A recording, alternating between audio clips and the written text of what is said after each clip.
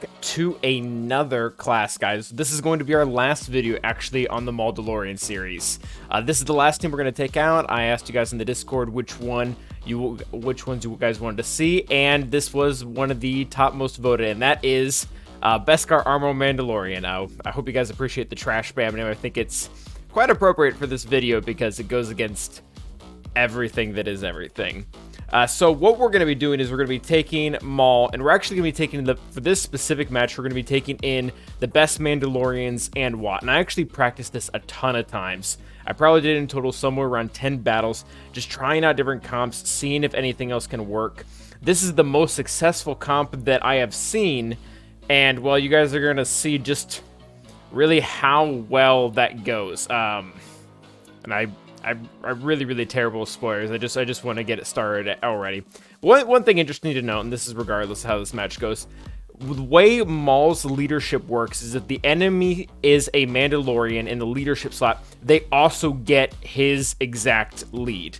They get the constant assisting, and they get the taunt and the recovery. So that's kind of what Bo-Katan was doing. And because of that, we can't really get rid of Bo-Katan's taunt, because Bam is always putting on the strongest Mandalorian, and when Bo was the only Mandalorian option, things got a little bit hairy. So you guys saw one of the big issues with this team. This is really poetic justice. The biggest issue that the Maul team has with the Bam team is the same thing that makes Maul beat all the high-level teams, and that's Bam's damage immunity. So we get stuck behind Bo, and that triggers Bam, and that within itself actually isn't that big of a deal, especially when you think about it. If Bo isn't there, all you have to do is remove the taunt from IG-11, which isn't too hard. Bo has an AoE, but you need that to happen before Maul goes on his rampage, because you need to be targeting Bam. So there's just a lot of mechanics in this, and I'll hit play here so you guys will see where this goes. Yeah, it's a sight to be seen. We'll say that. So we got our birds loaded up, and they just annihilate us. Bam is a hard counter to Maul Mandalorian. There's a lot of things that go into this, a lot of things that are a natural part of Maul kit. Bam just absolutely destroys. Number one, they don't give you access to the leader very easily. Like I said, we had the Bo-Katan taunt, and we had the IG-11 pre-taunt. You can kind of get through them. Like you saw, we slaughtered Bo in the very beginning, but then we have to work through the birds. And one of the big issues with this team is Maul's anguish, is him taking damage on himself. He's hurting himself, and he's getting offense for it, which for the vast majority of battles against Darth Revan, against Gas, whatever, I don't care, but Bam loves it when the enemy team takes damage. This does two things. Number one, it constantly feeds them turn meter, and this is very problematic. So even if your Maul is faster than Quill, which in this case it wasn't, which is why I brought in Wat, or if you bring in Wat to go first, after you take your 5 or so turns, or 3 or whatever it is, you just TM loaded the entire Bam team, and they get to come at you full on swinging. The other thing that also sucks about that is Bam gets his Whistling Birds pretty much instantly.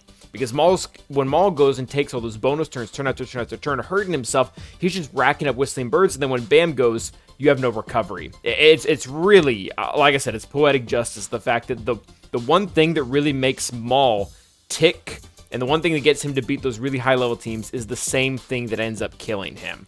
And honestly, quite cheaply. Like, this Quill is actually really well modded. I didn't show you the mods in the beginning. All you need to know is just faster. I think it's like at 340, which is a very fast Quill. Bam had a lot of offense. But the issue with this team is, when I was going through and looking at the best teams or not the best team, sorry, the most common Bam team that people leave on defense, it's this one.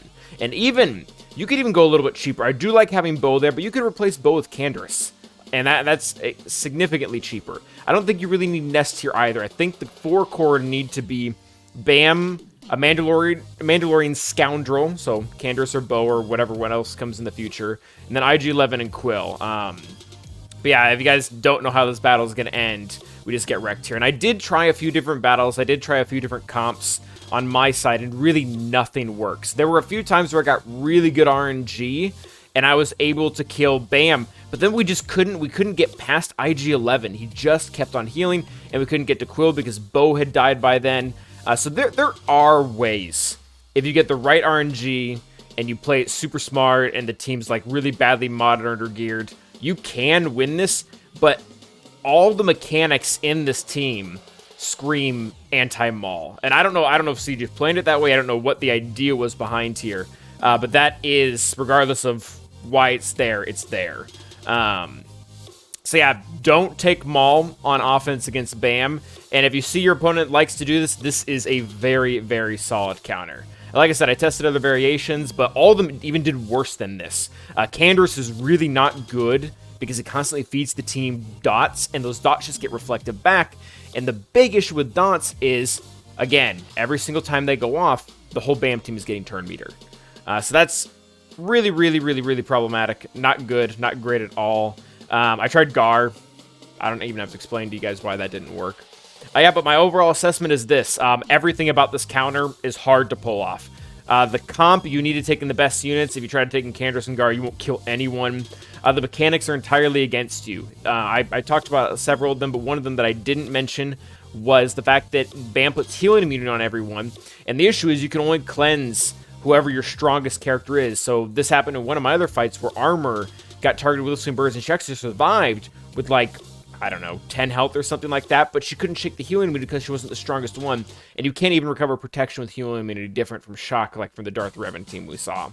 The Zetas and gear, I mean, the more you have, the better. If you can increase BAM's cooldowns by 2 in the very beginning, that's great, but the issue is you just don't end up having enough offense to muster up against them, at least not normally. Again, this counter can work if the other team is under-geared, or poorly modded, or they don't have the right comp, and you just outbeat them. But that's not what I look for in a counter. I don't want to say that, oh, this team beats this team if it's badly modded. Like that's not a good counter. Like that's a clickbait counter is what that is. Viability overall is just hard. Like this is something that if you can't avoid doing, avoid it. I'm sure there's going to be people out there who will pull it off. But I'm not even going to try. Like I said, I had my fair round of testing against Fabiv's team. Thank you, Fabiv's, once again. And I will not be going back to try again. But all right, so not only is in this video we're talking about the BAM team, but we're also going to talk just about the overall conclusion of the Mauldalorians. Overall, they are an A- level squad. What does that mean? Everybody has their own terminology. Basically, it means they're one step below a Galactic Legend. You have the Galactic Legends all at the top, and then you have the teams that are right below them that can, in a lot of ways, kind of challenge them, and they can also beat all the other teams, or at least fight against all the other teams that can challenge them. So the same level as like CLS, Darth Revan, Gas, they're that caliber level. BAM is the key to beating high-level teams. I saw that pretty consistently. I think there might have been 1 or 2 battles, I think against General Grievous, where Gar actually was enough. There was enough to pull it together in there, but really you need BAM to be able to take on Gas, to be able to take on CLS. Offense modding on Maul is the preferred modding. Health is okay, offense is better. Really, not a whole lot matters after the rest. You want some speed on him, obviously he needs to be taking turns. But ultimately, you can kind of take advantage of the frenzy that he starts with in the very beginning. I think this team, for most people, will maybe like 6 months, a year down the road, when this team is kind of a normal staple in everyone's roster, kind of like the other teams I talked about, like CLS, we're going to be one of primarily using it on offense. You can put it on defense now, and I think you'll probably get quite a few holds because people don't know really what to take against it. They might take Darth Revan or Gas and lose because they don't really understand the mechanics.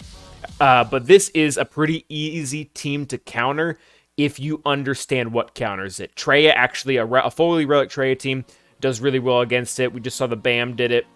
And those teams, I wouldn't consider Traya an A- level team. She's a little bit below that. Traya is not countering any Galactic Legends on her own. So that being said, really great team. If and when you guys get Maul up from Conquest or wherever he eventually ends up going, definitely build up the rest of the team. It's very rare that we get this caliber level of team like CLS or Gas or Darth Revan. And it's a great team to add to your roster, especially if you're in GAC. If you're really into GAC, GAC goes way beyond the Galactic Legends, so this is a great team to have. But that is going to be it for today, guys. I hope you enjoyed the video itself. I hope you enjoyed the series. Let me know what you thought in the comments if you guys want to see something similar related. I might just wait until or see what team comes out next and kind of test it around and maybe do a similar type of series. But Before that, you can catch, or after that, or before that, you can catch me on Twitch every Saturday at 2 p.m. Eastern Standard Time, or 6 p.m. Eastern Standard Time on Wednesdays and Sundays. Calvin_awesome is what I go by there. But until the next time, stay awesome.